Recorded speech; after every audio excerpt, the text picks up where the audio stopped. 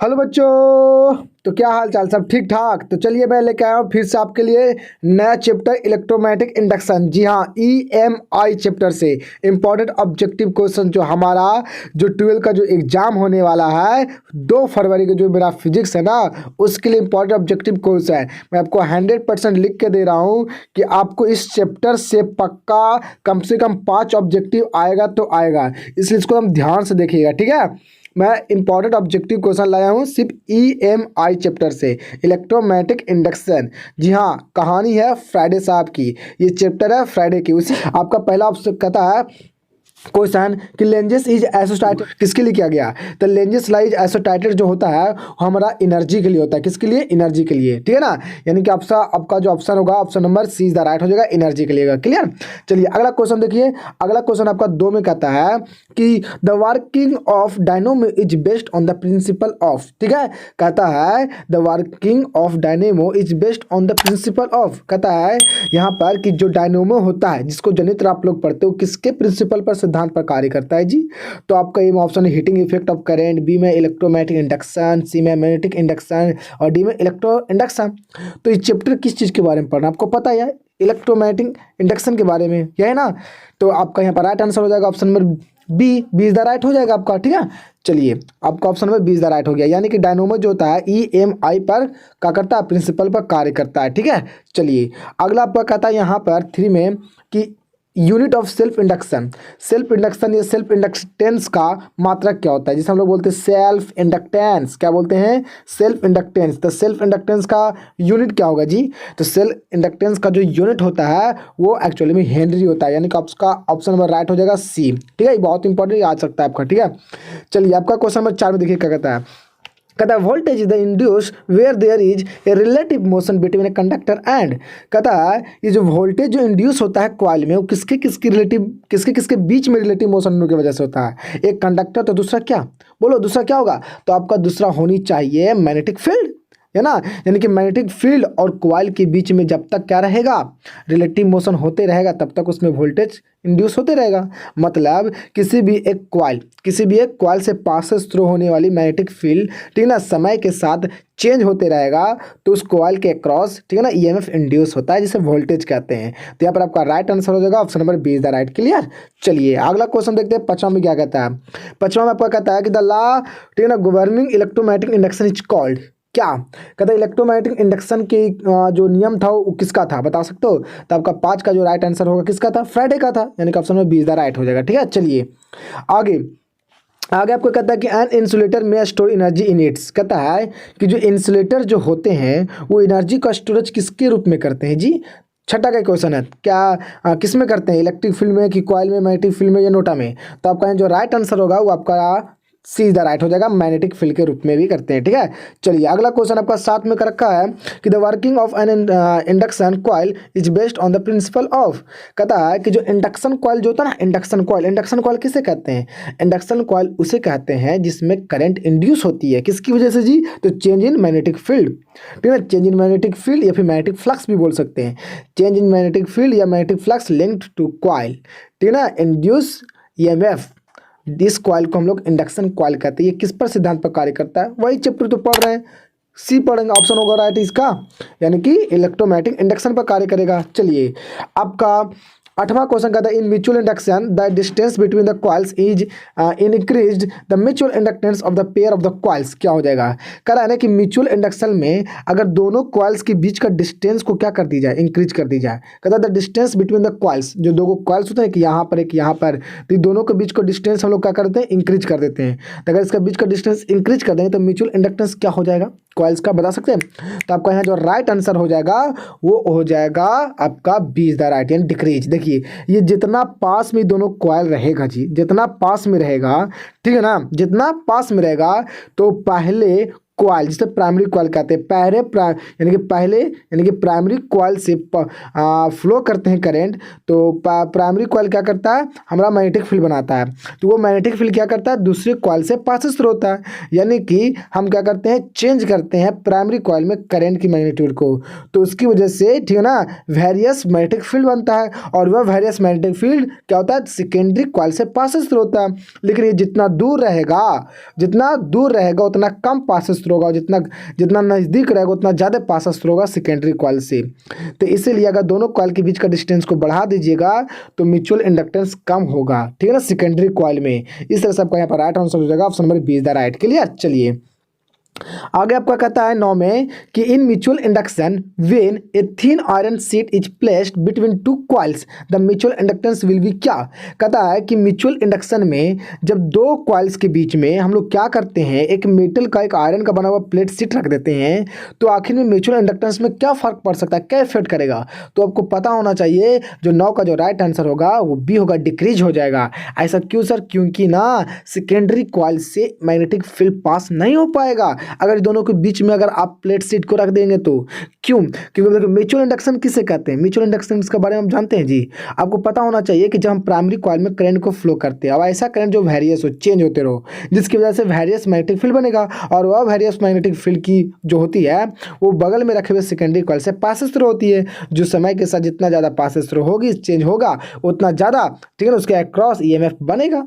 लेकिन अब क्या कहता है कि दोनों कॉइल के बीच में एक मेटल शीट लग दे, तो क्या बता सकते हो कि सेकेंडरी कॉइल में मैग्नेटिक फील्ड जा सकेगा, नहीं। तो सेकेंडरी कॉइल में जब जाएगा ही नहीं तो बताओ म्यूचुअल इंडक्टेंस कहाँ से होगा, करंट कहाँ से प्रोड्यूस होगा, नहीं ना हो सकता है। इसलिए आपका राइट आंसर हो जाएगा 20 द राइट, मतलब कम जाएगा, जाने नहीं देगा ना, इसीलिए। चलिए अगला आपका क्वेश्चन कहता है 10 में कि if the speed of the rotation of the armature of A generator is increase the maximum EMF produce will be क्या होगा। तो आपका 10 का जो राइट आंसर हो जाएगा वो बी हो जाएगा, इंक्रीज हो जाएगा। मतलब जितना स्पीड से आर्मेचर घूरेगा ना उतना ज़्यादा वो ईएमएफ इंड्यूस करेगा। कैसे सर, तो आपको मैं बताता हूँ। अगर ये कॉइल्स, जैसे में ये मेरा चुंबक है, मान के चलिए, ठीक है ना, ये मेरा चुंबक है, तो ये चुंबक के बीच में जो कॉइल रखल होगा, ठीक है, ये चुंबक के बीच में जो कॉइल रखल होगा, ये जितना रफ्तार से घूमेगा उतना ज़्यादा इसके क्रॉस ईएमएफ बनेगा। ऐसा इसलिए क्योंकि जब ये घूमेगा स्पीड से तो इससे पासेस थ्रू होने वाला मैग्नेटिक फ्लक्स भी बहुत चेंज करेगा। जितना स्पीड से घूमेगा उतना ज़्यादा इससे पासेस थ्रू होने वाला मैग्नेटिक फ्लक्स भी चेंज होगा, और जितना ज़्यादा चेंज होगा उतना ज़्यादा ईएमएफ बनेगा। बिकॉज ईएमएफ जो होता है the rate of change in magnetic flux passes through the coil. समझे, ईएमएफ क्या होता है, यही तो है आपका जी फ्राइडे साहब का सेकेंड ला क्या कहता है फ्राइडे का, कहता है कि कितना ईएमएफ क्रॉस होता है कॉइल के इंड्यूस, कितना ईएमएफ होगा इंड्यूस, कहता है सेकेंड ला में फ्राइडे का कि किसी भी कॉइल में इंड्यूस होने वाली जो ईएमएफ की जो मैग्नीट्यूड होगी वो इस बात पर डिपेंड करेगा कि उस कॉइल से पासेस थ्रू होने वाला मैग्नेटिक फ्लक्स कितना चेंज हो रहा है समय के साथ। तो इसलिए उन्होंने कहे थे कि the rate of change of magnetic flux passes through the coil it's called क्या, ईएमएफ, मतलब ई जो इंड्यूस ईएमएफ के बराबर हो जाएगा। तो आप बताइए, तो जितना ज़्यादा स्पीड से घूमेगा तो उतना ज़्यादा क्या इंड्यूस ईएमएफ नहीं होगा। तो इसलिए आपका राइट आंसर बी हो जाएगा, इंक्रीज हो जाएगा स्पीड से घूमेगा तो। समझे। चलिए 11 कब देख लीजिए, आई होप कि आपको समझ में आ रहा होगा जो मैं बोलना चाह रहा हूँ, आपको समझाना चाह रहा हूँ। क्लियर हुआ। चलो तो आगे समझते हैं कि 11 में कहता है कि वेन ए मैग्नेट, क्या कहता है, वेन ए मैग्नेट मूव्ड, क्या कहता है, मूव मतलब is moved with it north polarity toward the coil placed in close circuit then the near face of the coil. So देखिए आपको मैं बता देता हूँ, 11 में आपका जो क्वेश्चन कह रखा है वो ये कह रहा है कि जब एक मैग्नेट को, ठीक है ना, एक कॉइल के अंदर नॉर्थ की तरफ ले जाते हैं, ठीक है ना, रखते हैं, तो बताना है कि जो सर्किट जो होगा क्लोज लूप उसका फेस कैसा बिहेव्स करेगा। तो उसका कैसा बिहेव करेगा तो आपको पता होना चाहिए, नॉर्थ ही करेगा ना। अब नॉर्थ क्यों करेगा सर, क्योंकि देखिए आपका तो ये जैसे चुंबक ले रहे हैं, ठीक है ना, तो ये नॉर्थ पोल इधर साउथ पोल, तो नॉर्थ पोल जो है मैग्नेट का वो कॉइल की तरफ ले जा रहे हैं। तो कॉइल में जो इंड्यूस होने वाला करंट की जो डायरेक्शन कुछ इस टाइप से होनी चाहिए कि वो उस रीजन को अपोज करेगा जिसकी वजह से ये इंड्यूस हो रहा। ये किसने कहा था, तो लेंजिस ने कहा था। तो आप बताइए, ये जाने से नहीं इसमें इंड्यूस हो रहा है ईएमएफ, तो इसका फेस कैसा बिहेव करेगा, इसको अपोजिट करने के लिए तो नॉर्थ ही करना पड़ेगा, तब ना इसको विकर्षण करके कहेगा कि तुम दूर जाओ, अपोजिट करना सीखेगा। या अंदर जा रहा तो कहेगा बाहर तुम जाओ। डेट मीन्स कहने का मतलब है कि इसका जो सामने वाला फेस होगा वो नॉर्थ की जैसा बिहेव करेगा, यानी कि option number B is the right हो जाएगा। क्लियर। चलो अगला क्वेश्चन आपका 12 में कर रखा है कि the S unit of the self inductance, ये तो सबको पता है यार, हेनरी होगा, option number C the right हो जाएगा। चलिए देख लीजिए क्वेश्चन नंबर 13 में क्या कहता है आपका, ठीक है ना।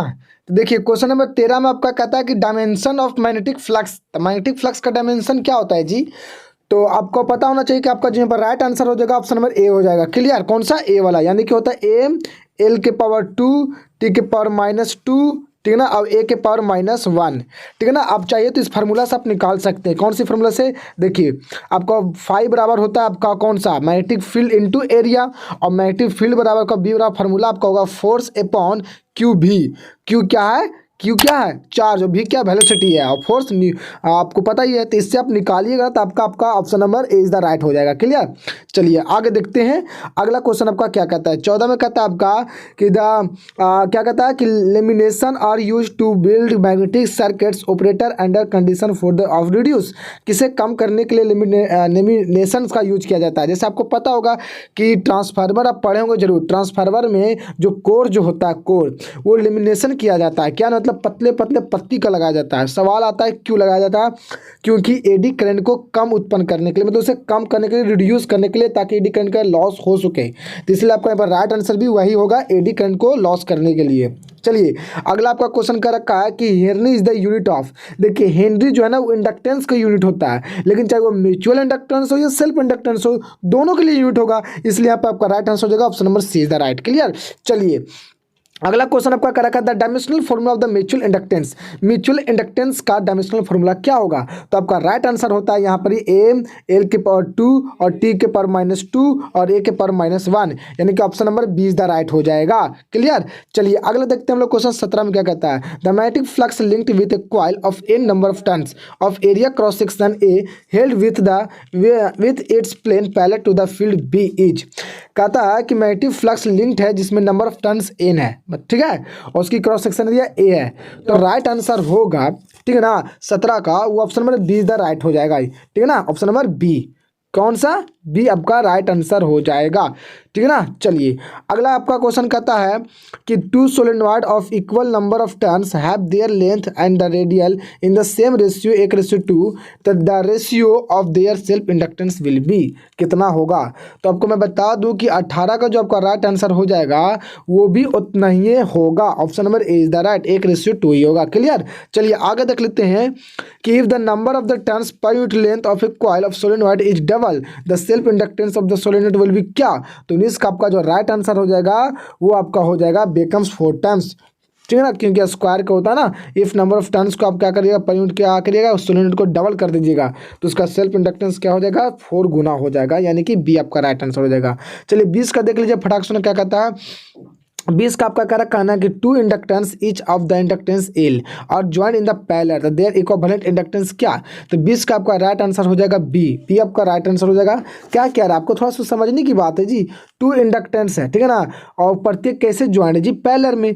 तो जैसे कहने का मतलब है ये आपका एक हो गया, क्लियर, और ये आपका दूसरा का आपका क्या हो गया, ये आपका इंडक्टेंस हो गया, इसको भी एल है इसको भी एल है, और किस में जोड़ा गया बताइए, किस में जोड़ा गया, पैरेलल में जोड़ा गया ना। तो पैरेलल में जोड़ा जाएगा तो इसका इक्विवेलेंट क्या हो जाएगा, तो पैरेलल में जोड़ा जाएगा तो इसका इक्विवेलेंट 2l हो जाएगा। कितना हो जाएगा, 2l, यानी कि आपका ये वाला नहीं होगा, आपका ए इज द राइट हो जाएगा, क्योंकि इसमें क्या होता है, नहीं ठीक तो था यार, ठीक है था,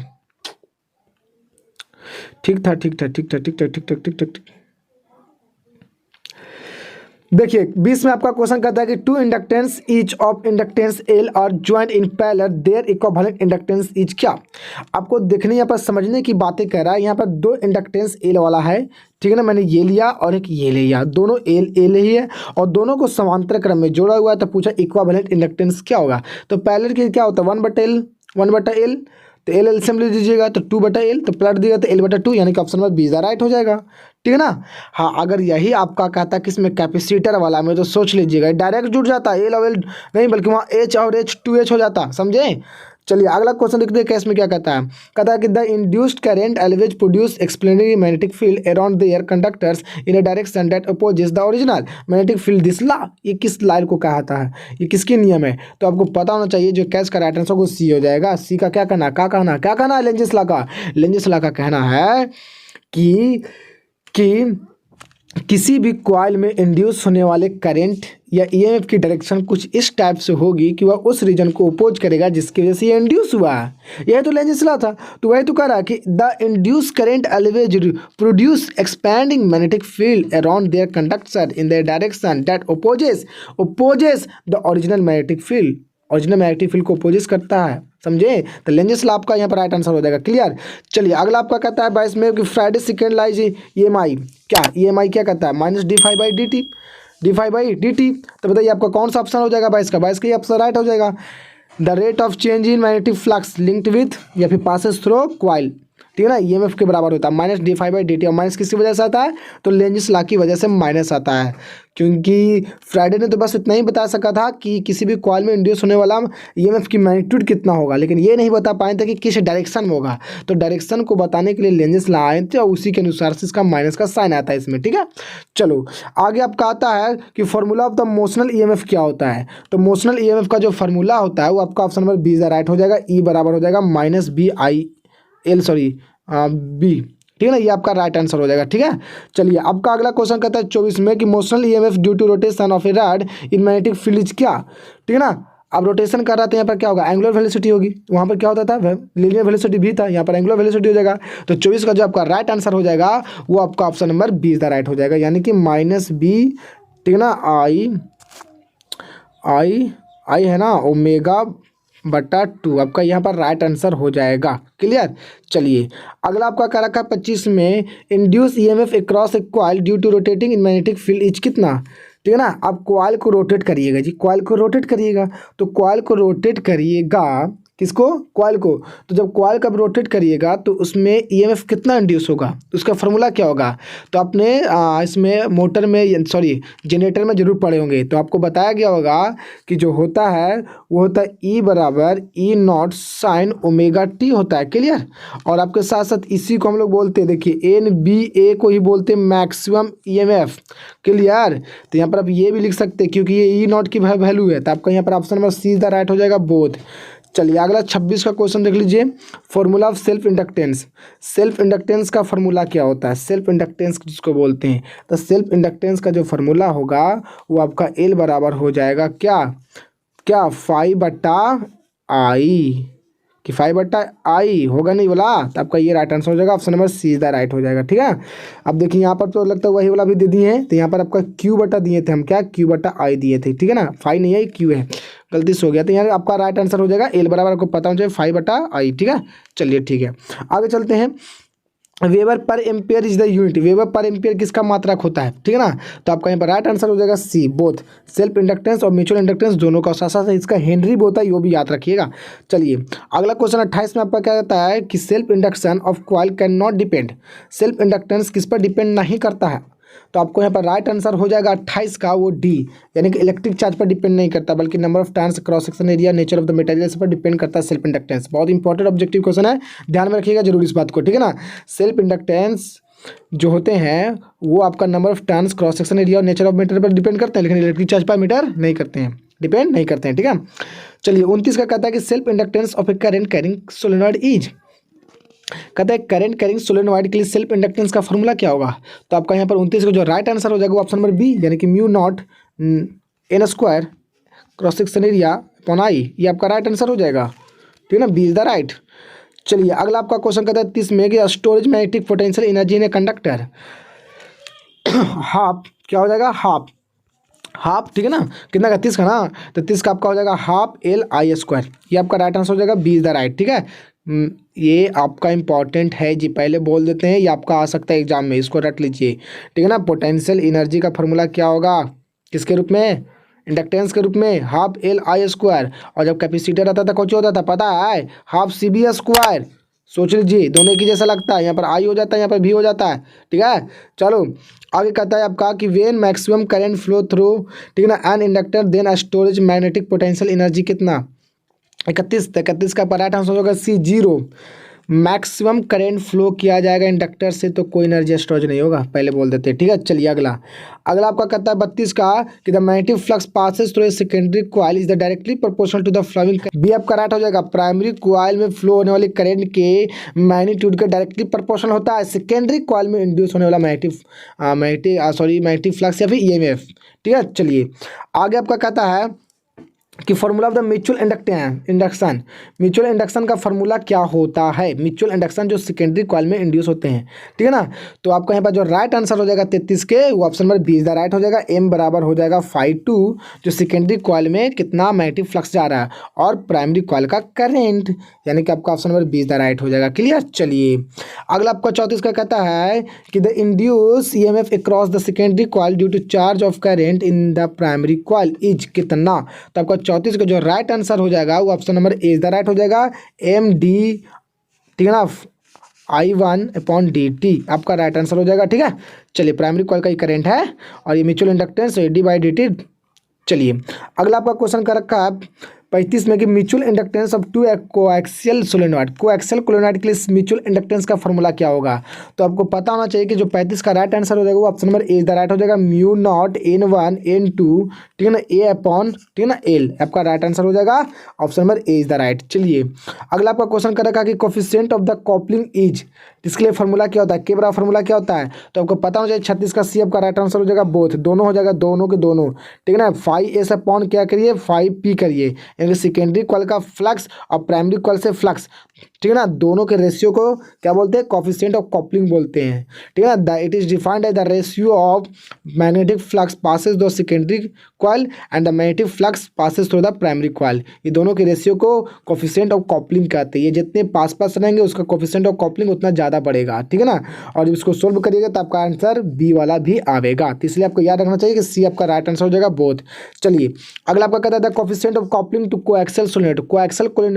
कोएक्सियल सोलेनॉइड के लिए कोफिशिएंट ऑफ कपलिंग क्या होगा, बता सकते हैं? तो 37 का आपका राइट आंसर हो जाएगा ए, मैक्सिमम होगा जी, क्योंकि कोएक्सियल सोलेनॉइड उसे बोलते हैं जो एक ही एक्सिस पर होते हैं, दोनों एक पहला फिर इसी पर वाला लपटा गया दोनों, तो उसके लिए तुम्हारा कोफिशिएंट ऑफ कपलिंग मैक्सिमम होगा, यानी कि ऑप्शन में इज द राइट हो जाएगा। क्लियर, चलिए अगला आपका 38 में कर रखा है the equivalent inductance of L1 and L2 are combined in series with the mutual inductance is क्या।